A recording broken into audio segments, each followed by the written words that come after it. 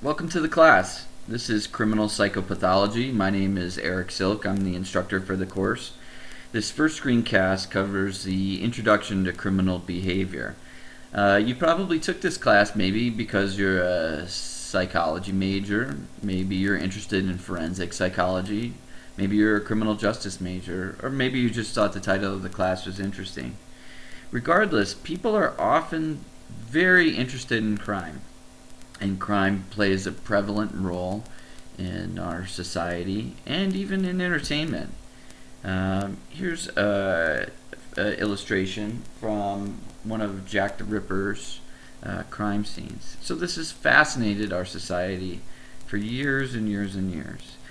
But there's other criminal cases, like this is Charles Manson. If you're familiar with his case, he was a cult leader and his cult members murdered several people. Or this guy, this is Ted Bundy. He's a famous serial killer. Or Jeffrey Dahmer, another serial killer. Other people, like this guy, this is Timothy McVeigh.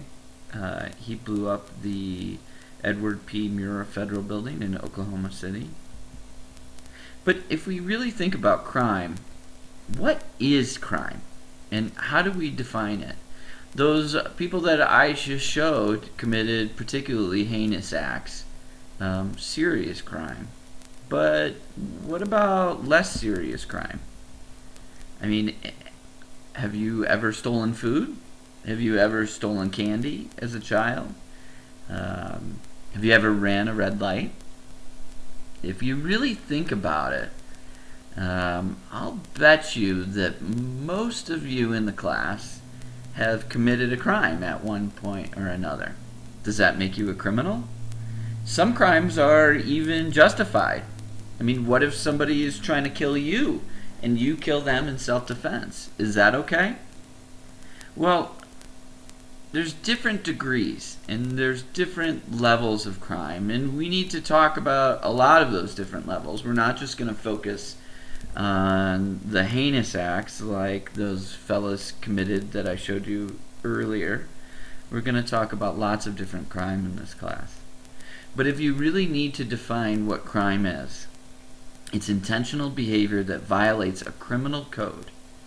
Intentional in that it did not occur accidentally or without justification or excuse. Now, we're going to get into lots of different theories of crime in this class. And basically what we do is go kind of chapter by chapter and explore different theoretical perspectives. Now, lots of you in the class, I'll bet you have theories of why crime occurs. And you'll have ideas as to why this occurs, but really, psychology is a science. And I teach this class from a psychology perspective because that's my background. In forensic psychology. And a lot of people have lots of different ideas on why crime occurs. One of the hypotheses is called the just world hypothesis. I like this. The just world hypothesis basically says that good things happen to good people and bad things happen to bad people. So if you do good things will come to you. If you do bad things, then bad things will happen to you. It goes into more depth in the book. But you come up with a theory like that. And what we really need to do as a science is verification of the theory. So how do we do that in the field of psychology or sociology? Well, what we do is we use the scientific method. So first you come up with an idea. You have a hypothesis. You make an observation. You know, however you get to this point, it doesn't really matter to me. But what I want you to think of is that we can't just say our theories or ideas as to why crime occurs. We need to be more sophisticated. So we can follow this path. First, you make an observation, and then you develop a question. From that question, you form a hypothesis, and a hypothesis is a testable question. Now, ultimately, what we would like to find out is the causal nature of criminal behavior, but that's really, really difficult to do. So we're looking at oftentimes correlates of criminal behavior or things that are related to criminal behavior. If we talk about, let's say, sex offenders, we could form a hypothesis that says every single sex offender was sexually abused as a child. That's a hypothesis. And so we could say that. You could say it without justification with research as an opinion, but we need to go beyond that. What we want to do is conduct experiments. So we could find a number of different sex offenders and ask them questions about their history. If we found sex offenders that were not abused as children, then we would reject our hypothesis. If all sex offenders were found to have a history of child abuse, then we would accept a hypothesis. If you reject a hypothesis, it doesn't mean that everything is over. Then you can reformulate the hypothesis or ask different questions, and the cycle can continue. So what are some theories of crime? Why does crime occur? Maybe crime occurs because we're not strict enough on punishing criminals. Maybe we should increase jail sentences. Maybe criminals think that they can get off. That's a theory. We could develop a hypothesis and test it. This is Sheriff Joe Arpaio from Maricopa County in Arizona. He would probably agree with that. He runs his jail so strict it's ridiculous. He has tent cities that the prisoners live in. I'm not sure if you would want to live in a tent in Arizona. I think it'd be pretty hot, especially during the summer. He also makes his inmates wear pink prison clothes. He feeds them for like 40 cents a day. They basically eat bologna sandwiches. He's really tough on crime. Is that the root of criminal behavior? That we're not tough enough on crime and that criminals aren't in fear of punishment? Will his ideas reduce recidivism rates in criminals? Well, that's where we need to bring in the research. So we're not just making claims based on our opinions or ideas, but we're approaching this from an empirical perspective. Long, long, long ago, at the end of the 1700s, this fella here, Cesare Beccaria, wrote an essay on crime and punishment. His ideas were pretty radical at the time. He disagreed with torture and the death penalty, and his ideas really developed the penal system that we have now, where we penalize criminals in a hope of reforming their behavior.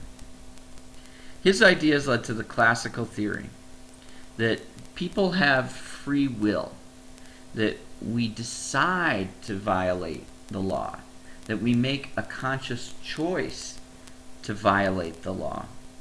Other people disagree with that. In contrast to the classical theory is a positivist theory. Here we go well away from free will, and is highly informed by the theory of determinism, and that your behavior is the result of all the stuff that's happened to you in your life. So psychological, social, biological influences.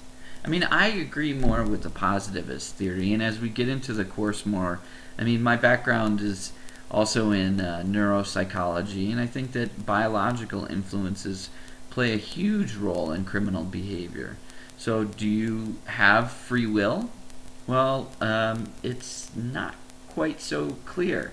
A good example is substance abuse or addiction. Do people choose to become addicted to drugs? I don't really know if I've ever encountered anybody that has started taking drugs because they've chose to become addicted to drugs. Unfortunately, it just happens to some people.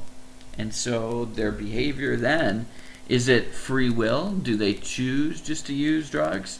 Or is there something deeper? Is there a biological influence controlling their behavior? And then we have different perspectives. So the book goes into conformity, nonconformity, and learning. So conformity says that people are basically good. that we like to conform our behavior to that of societal norms and mores. But out of conformity comes this theory called strain theory. I like this. This is very interesting. And strain theory says that crime occurs when there's a perceived discrepancy between materialistic values and goals and available means to reach those goals.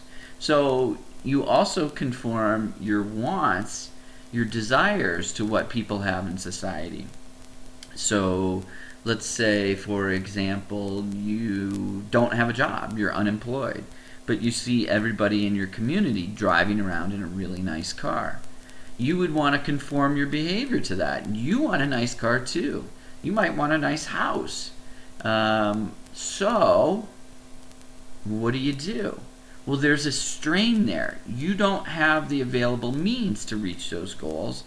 And so that's what drives criminal behavior. That's just a theory. There's also the nonconformity perspective that says that people are basically bad, that we are like wild animals and our behavior is unruly, and that we need social regulations in place to keep our behavior in check. The learning perspective is also very interesting. This video is... model pummel the doll with the mallet. Here, let me pause this for a second. This video is a video from Albert Bandura. He's a social learning psychologist. And this is a famous study. This is called the Bobo doll study.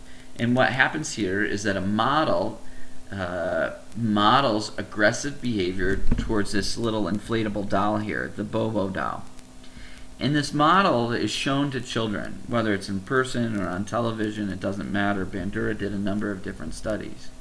But how the model acts informs how the children's behavior is with the Bobo doll. So if they model pro-social behaviors, the children then act pro-socially towards the Bobo doll. If they model aggressive behaviors, then the children are aggressive. Let's watch this and see what happens. Flung it in the air.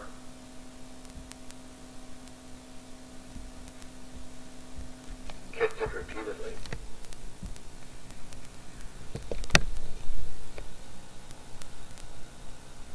Threw it down and beat it. That's Bandura talking.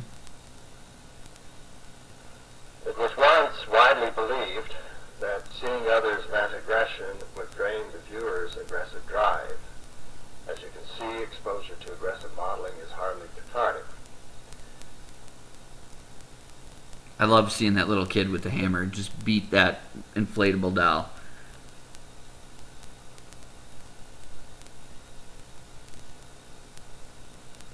Exposure to aggressive modeling increased attraction to guns, even though it was never modeled. Guns had less appeal to children who had no exposure to the aggressive modeling. The children also picked up the novel hostile language. Let's pause it right there with that little kid with the gun. Is that what drives criminal behavior? Is it all learning? Is it all modeling? Well, again, we're going to go into a number of these different theories and talk about it. Some other things that we need to discuss are difference in degree. This is interesting, and this says that humans are different only in degree from animals in our behavior. And so some of our behavior is animalistic in nature. This is highly informed by Charles Darwin. But then similarly to this, we have difference in kind, and that animals are distinct and separate, different in kind from humans up here at the top. Like a good example of this is what differentiates a vegetable from an animal. This is an old Darwin quote, and I believe he said it was the stomach. So the stomach is the thing that makes animals and humans different. But you know it's more than that. I mean, we have a conscience. We can reflect on our own behavior. Maybe it's free will. Maybe it's our choice. And it's those different things. And again, this is related to the field of evolutionary psychology, and that's Charles Darwin right there. So maybe those things have to do with the development of criminal behavior. All right, then the book differentiates between psychology, psychiatry, and sociology. What's the difference between those? Well, a psychologist would have a degree that is a PsyD, a psychology doctorate, or a PhD, which is a philosophy doctorate. So those are graduate degrees. My degree is like a PhD. And so psychologists oftentimes do clinical work, but they also do experimental work or research.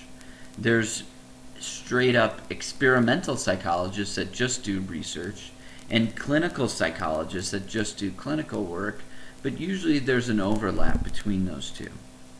Now, psychiatry, on the other hand, would be medical doctors. So you would have an MD, medical doctorate, or a DO, doctorate of osteopathic medicine.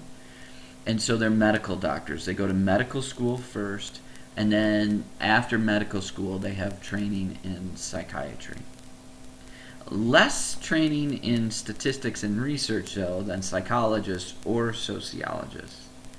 And sociology is a third field that looks at social factors, demographics, stuff like that, as they're related to criminal behavior. Now, the field of criminology itself is made up of many different disciplines. So lots of these disciplines come in. In this class, we'll focus more on psychology than anything else. All right, now, how do we measure crime? How do we know how often crimes occur? How do we get information about crime? Well, it's not very easy, and we have a number of different sources, but I want you to think about these critically. So we have the Uniform Crime Reporting System, which is the FBI system, for short the UCR, where different police departments around the country report their number of arrests to the FBI. But there's a problem with that. Think about that. What might it be? Are all criminals arrested? There's also something called the National Incident-Based Reporting System, or the NIBRS. Or we can have self-report studies, like the National Crime Victimization Survey, where we ask people if they've been victims of crimes. But all of these are flawed, and this is a problem in the field. How do we get our data? Well, it's really difficult. Obviously, all the crimes occur that are not reported. If we look at incarceration rates, how many people go to trial and are have their cases dismissed? I don't know. I mean, if you look at the number of crimes versus the number of people that are actually punished for those crimes, it's just a fraction. So I want you to think of all the strengths and weaknesses of each of these, and you'll probably have discussion questions about that this week. So that's it for this chapter. If you have any questions or concerns, feel free to contact me. You can do that through the course website. Thanks for watching the first screencast. Hopefully we'll have more of these. I may or may not do these depending on the chapter. So again, welcome to the class, and be ready to do a lot of work. It's going to be a lot of reading and a lot of writing, but as long as you do all your work and put effort in the class, I'm sure you'll do fine. Contact me if you have any questions or concerns. Again, thanks.